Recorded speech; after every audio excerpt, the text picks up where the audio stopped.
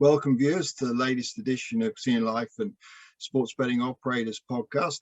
Today we have Colby Dant from SGPN, Sports Gambling Podcast Network. Welcome, Colby.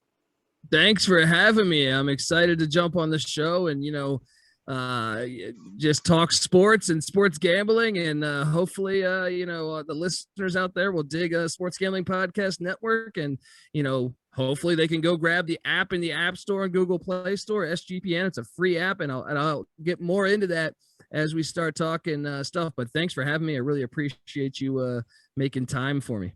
Well, that's perfect. I would like to start by kind of giving a bit of a background, actually, before we get on to your involvement with SGPN, as to how you've kind of like your career's evolved into your celebrity kind of status now. Sure. The Sports Gambling Podcast started in 2011, but me, I was always into sports, always into handicapping sports, but I did stand-up comedy, and I still do stand-up comedy. Excellent. And a few other guys that are with us with Sports Gambling Podcast are comics as well. We started from there. I was actually there was two original members that started the Sports Gambling Podcast. I actually probably the third person to come in, maybe even fourth. But what we do is we cover all sports, and pretty much I fell into it via stand-up comedy. Yes, was I good at handicapping? That definitely helped, because once we started doing this and handicapping games, my percentage spoke for itself. But obviously the opportunity would have never came my way if it wasn't for years of doing stand-up comedy and crossing paths with some other comedians that started this thing. The guy who started Sports Gambling Podcast Network, actually it's two guys, Ryan Kramer and Sean Green. And Sean actually, is another stand-up comic that I've known for 16, 17 years. And he gave away a lineup on air, a DraftKings lineup for, DFS fantasy football that won $250,000. So he gave it out on air. And the best part is no one else played it, but he still won $250,000. And that was great for the company. I'll say that. Excellent. Well, that's cool. So, so you've obviously, like the comedy stand-up stuff, which is pretty tough to do, to carry on. And you've succeeded at that. But you seem to also have got an interest in sports, and also, from that, have a kind of a ability to be able to say, yeah, you know what, from what I've read, what I've seen, I believe this team, this is gonna do what this team's gonna do well, kind of thing. Yeah. Yeah, I was lucky, and when I explain it, my fiance is from she is from South America, so she's not as familiar with American sports. She hasn't been here that long, and I explained that I'm the youngest of essentially. I have two older blood brothers, but I almost say that I have four older brothers because of the amount of people that were living in my house at the time. So I actually never had the chance to know if I like sports or not. I was forced. When you're the youngest, it's survive, by your surroundings. And I saw all my brothers and my dad, into all different sports. But obviously, growing up I grew up in Washington, D.C., my household was very football and basketball driven. But yes, I have love for all the sports out there. No matter what sport is on, it could be drag racing, and I would be interested to a certain extent. My knowledge might not be there, but my knowledge is there for sure in football, basketball. I'm starting to get into, some of those great sports that your guys' country has. And really, I can't get enough sports in general. So fair enough. That's essentially my background. Well, I won't get into explaining cricket. All right. So we've gone to that subject, but so tell us now more about, what the current scene is in college basketball and football. How big is it? And I might just mention actually that I seem to remember many years ago, it may have been the gambler Doyle Brunson, but in a biography of one of the top gamblers, he mentions that the edge is going for a sport that's not on everyone's radar. and you can often find from that distinguishing factors in players that because the league or whatever is so overlooked, you can actually go, actually, you know what, this team is going to nail that one, and I'm going to put some money on it. And that's where everyone's looking at the big games. It's the ones that aren't so that you can actually do very well at. I mean, first of all, how is the scene out there, and would you agree with that synopsis that there is kind of more chance in a way?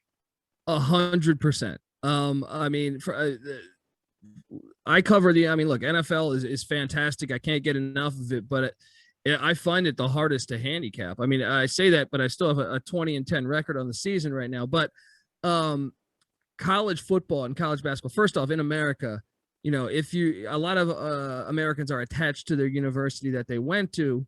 Like for me, I was at East Carolina University, which is in North Carolina. I live in Los Angeles now, but that really, I mean, I grew up a college football and college basketball fan, as well as NFL and NBA and everything. But once you go to college, and I think maybe I understand, like, abroad, they tend to not, from my experiences, dive into college football and college basketball as much.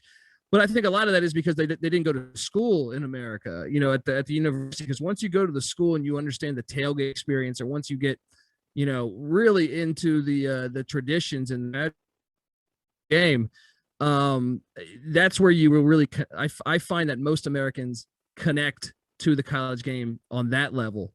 But as far as a handicapping point of view, I 100% think you're better off betting college football and college basketball. It's harder to get information. It's less covered. College basketball has got like 360 teams.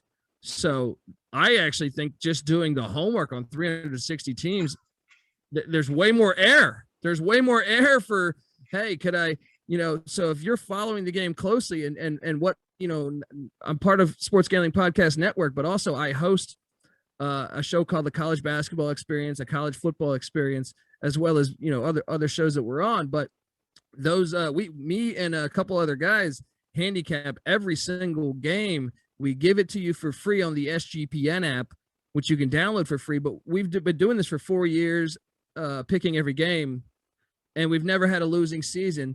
And we also give away our locks, and our locks are way over 500. And a lot of that really comes, we're doing the work for you in a way. Like, I'm not trying to sell my picks, but I'm saying, like, we watch college basketball, college football, NFL. I mean, really, if you go to sportsgamblingpodcast.com, you'll see all the sports. We have a soccer guy that does fairly well. Billy Bahati, check out his podcast because his soccer is pretty on point from a gambling point of view. I don't know, that sport as well, but I follow his lead. Sometimes he's fantastic. But as far as like handicapping, NFL is much more harder to me than college football, in my opinion. College football, I think you can find more value. Yeah. It normally requires doing more work, but that's what I'm saying is we are essentially doing the work for you. We're not charging you. You get some of these Vegas people, well, for $500 a month, you can get my pick special. I'm not doing that. All right. I'm just, I would say college football. Right now you're seeing a lot of like the traditional teams. College football, I think one of the complaints about college football over the past decade or 15 years, it seems like it's been a lot of the same teams going to the championship, playing. It's repetitive. It's not exciting. But this year, I think there's opportunity for difference. I think a lot of those same teams that we're used to are some of the most inexperienced teams on the field when they square off against some of the other opponents. And I think we might see some change for the first time in a while, where you can look at 3 or 4 different teams essentially in the college football playoffs. I think Alabama wins it all the time, so I think Alabama still will be there. But I think there's opportunity out there to grab a few teams. The Oregon Ducks in the Pac-12, they already beat Ohio State. I think Penn State, this is one now. I'm sure the value has gone down on their odds because I recommended playing this one in the offseason. The season started a little bit and Penn State's looked pretty good. So, but I still think there's value in their odds right now because Ohio State hasn't looked great defensively. Penn State's gotten by 2 of their bigger tests. I think you can find some pretty good odds. I want to say you can find like plus 700, plus 600, I think, out there still to win the Big Ten. I would play that. And if you win the Big Ten, you're going to make the college football playoff. So I think there's even better value at potentially playing them to make the college football playoff. As far as the NFL goes, we're earlier. The college football season starts a week or two before the NFL season. So I even think you could find some really good value on some NFL teams where maybe they lost a week 1 game, a week 2 game, and you're thinking, oh, they're not the same team. For example, the Green Bay Packers. They haven't looked great. They're 1-1. They won on Monday night, but they were losing at halftime. They haven't looked great. I think there's value on them. Look at the division they're in, the NFC North. The Chicago Bears lost Andy Dalton for the year. They have a rookie quarterback, so I expect them to regress. The Vikings are 0-2, although they look okay. They're 0-2. Detroit Lions look like the Detroit Lions, which is terrible every year. So I think there's a great path for the Packers that right now they're 1-1. And I think based on eye tests, people say, man, they don't look good. But there's 17 games this year too. There's not 16. The season's longer. I think there's value in the Green Bay Packers. I think there's value in a few other teams. That I'll allude to here. I think a lot of people are thinking, okay, Buccaneers and Chiefs, right? Which that was the Super Bowl a season ago. I think the smart play is probably to avoid those teams, because how likely is it that a team goes back to back? I know Tom Brady is about the only anomaly there because he seems like he goes to the Super Bowl almost every year. But I think there's value in some of these other teams. Like I think the Tennessee Titans could be a team that I think they have a pretty easy path in the AFC South. The Texans, the Jacksonville Jaguars, the Indianapolis Colts are injured. I just think they're easily going to be in the playoffs, and they're going to be hosting. They're going to have a home playoff game, and maybe 2. So I think there's value in that.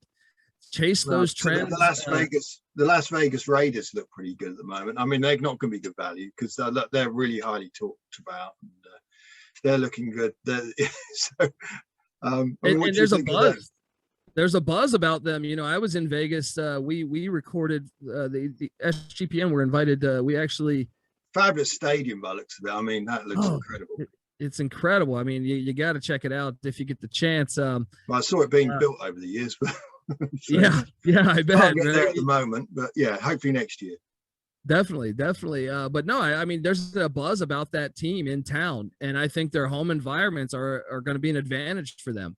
And as much as I think right now with them being 2-0 and just winning at Pittsburgh, the value is probably not there. No, but it's not. Maybe you wait a few weeks, maybe they come down to earth, and then maybe you could place that bet. I don't know. I mean, I obviously Kansas City's in their division, and they're always tough. But I don't think it's a crazy play. I don't think it's I would wait though. I would wait for them. Let's say they lose this week or this upcoming weekend. If they lose, then maybe you jump on it. Maybe that value changes and you have that opportunity to jump on it. And look, college basketball is starting in about 5 weeks. I think there's a lot of great value out there. Everyone's talking, Gonzaga, UCLA, which are all great teams. Duke, it's Coach K's final year coaching college basketball. I think there's some better value out there. I think if you look at some of the other teams, maybe a little bit off the beaten path odds wise, maybe look at the Villanova Wildcats as a team that could really shake things up as far as a team that probably has decent odds depending on where your book is. I would say between that, I like the Auburn Tigers could be a sleeper. The Alabama Crimson Tide, I think, could be a team that both those teams located in Alabama, but there's value in those teams. And college basketball, one of these ones that out of all the sports we've mentioned today, I think is the most undervalued as far as like the experts are they're wrong. So if you're trying to make a buck, even if you don't know college basketball, check out the Sports Gambling Podcast Network. Check out the College Basketball Experience. I think you'll be very pleased with the results. Well, Colby, that's a great way to wrap on this discussion, this chat about things. And I say we'll look to catch up a bit later in the year, or maybe even early part of next, when things really start to hot up in the NFL as well. And in the meantime, just like to thank you very much for your time. And let's see how it all unfolds. And I'm going to keep an eye out on your network and see if I might place the odd wager here and there. Thank you so much. And like I said, the SGPN app is available for free in the App Store and Google Play Store. You won't only get our picks, you'll get all of our content, articles written by us, podcast guests. We've had Bill Burr, famous comedian, on the show all the time. We've had Larry the Cable Guy. We've had a slew of different comedians, as well as NFL coaches, from the likes. We've had Hall of Fame players, Joe Theismann and stuff. Cool. Mike Leach. Yeah, all on the show. So check that out. You'll get all that for free. And I really appreciate you having me on. And if you go to Vegas, you got to let me know. Maybe we'll get up and have a beer and check out a Raider game. Definitely. Well, thank you very much. I tell you that your latest news is in the latest edition of Sports Betting Operator. It's going to be published next week. So for viewers, you'll be able to get all the contact details from that as well. So thank you, and see you a bit later in the year. Sounds great. Take care. Have a good one. Okay. Cheers.